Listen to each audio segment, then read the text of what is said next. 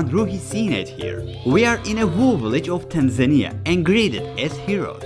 Because this village has no drinking water, babies keep dying, and I'm here to say no to this. About 800 children die every day in Africa from dehydration, diseases such as dysentery caused by the consumption of contaminated water and poor hygiene. These collapses belong to the people who have lost their relatives due to these reasons. In this village, where the population is 2,500 and no house has tap water, people walk with buckets of water on their heads for 2 hours every day to get some dirty pound water. They welcomed us with a special ceremony. We will not just drill a well, but also in the other half of the video, I'll try perhaps an impossible thing. In order to better understand what the women go through every day here, I'll try to carry a bucket of water from the pond, which is 7 kilometers away from the village. We will see if I can carry the bucket without spilling it over the bumpy paths.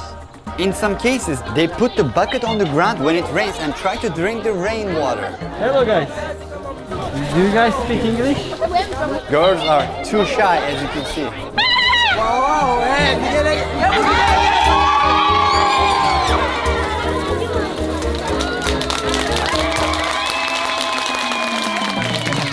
The village's female leader drew the first water of the region's first well after months of feasibility study. Then when I took the lead, the kids' water, water chants made our hearts swell.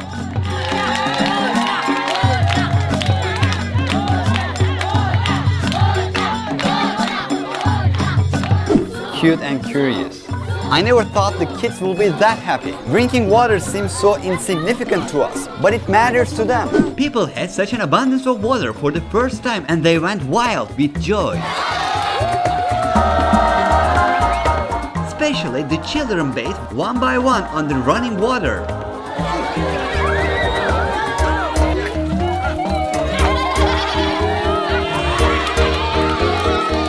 And they performed their local dances for us.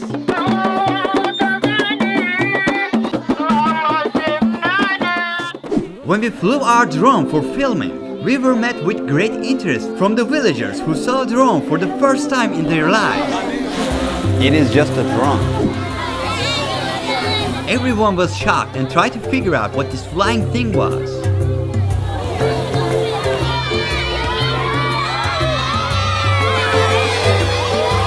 Now I took my bucket and I will walk 7 kilometers to the old water source to experience firsthand what these people are suffering and walk back 7 kilometers with water. Can I do what women do here every day? How tired will I be?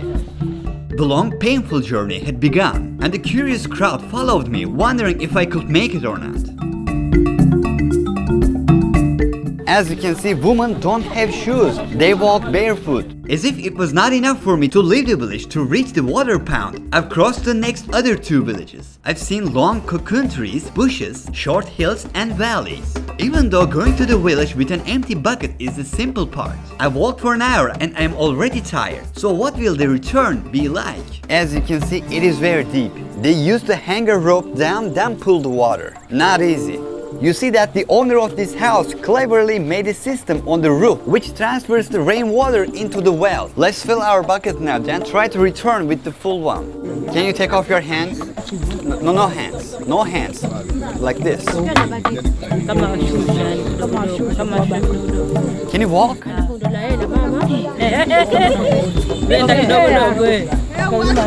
It is a strange situation. As far as I understand, there are cases where women return to the village like this.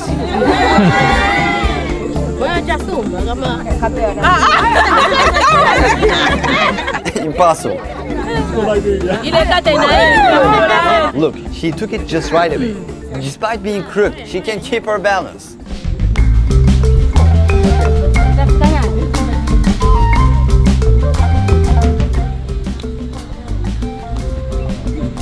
She's trying to help. Let's go. It is already started pouring.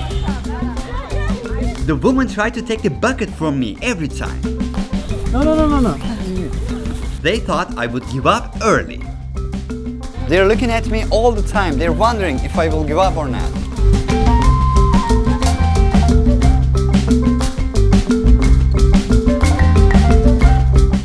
When I listen to the sound of nature while carrying the bucket, It is almost hypnotizing. A very calming atmosphere. I almost don't feel the pain in my neck. When I try to hold the bucket steady, my arms also hurt. The interesting is that after an hour when it gets dark, the flies that spread the malaria will appear only half an hour to the dark. I gotta be quick. If I get bitten by the flies that spread the malaria virus, at first I would experience shaking, vomiting, muscle pain, and if I don't get any treatment, I could even face a painful death.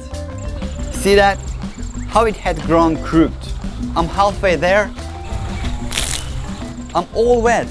You can see that very little of water has been lost.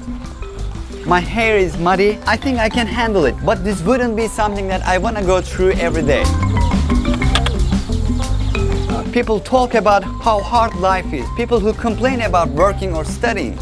All of their complaints don't have a meaning here. The bucket I carry on my head is only 5 liters. And imagine a family of 7. After walking this tiring path for 2 hours every day, they have to quench their thirst, cook, shower, and wash their clothes with the 5 liters of water they get. Also, this water source wasn't clean at all. And sometimes this water source dries up completely. In those cases, people suffer from thirst and dysentery. Babies were dying of thirst and contaminated water here. The amount of water a person should drink daily is 2 liters on average. And the daily water consumption of an average US citizen is around 150 liters. That's including the water used for taking shower, brushing teeth, or water spent for producing the stuff they eat daily. Incredibly difficult. My head, pants got wet. My neck, hands, and arms hurt.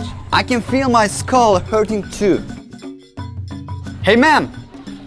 Wait, just stop. And finally, the 7-kilometer journey to understand the daily routine of an African woman was about to finish.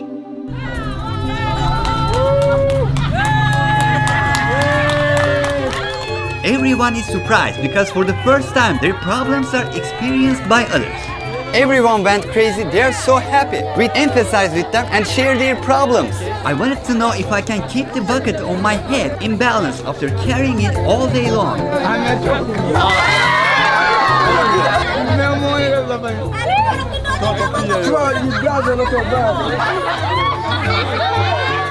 No one will die of thirst in this village anymore.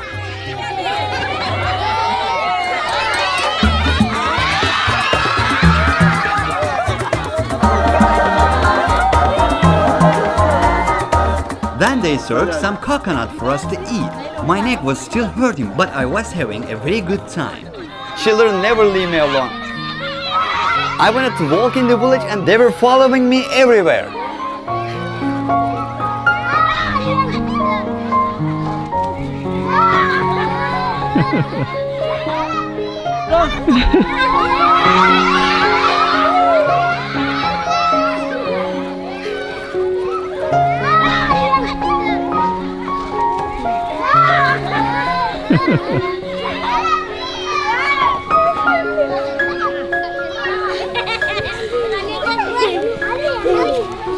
They never quit, never let me go. I was surprised that these people who have been afraid of strangers for years hold my hand so tightly. They were very shy when we first met, but when we had some time together, their shyness turned into surprise and happiness. There's no escape.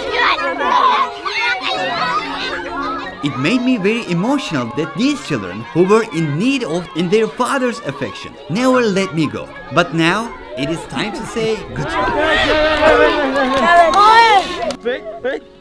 Bye bye.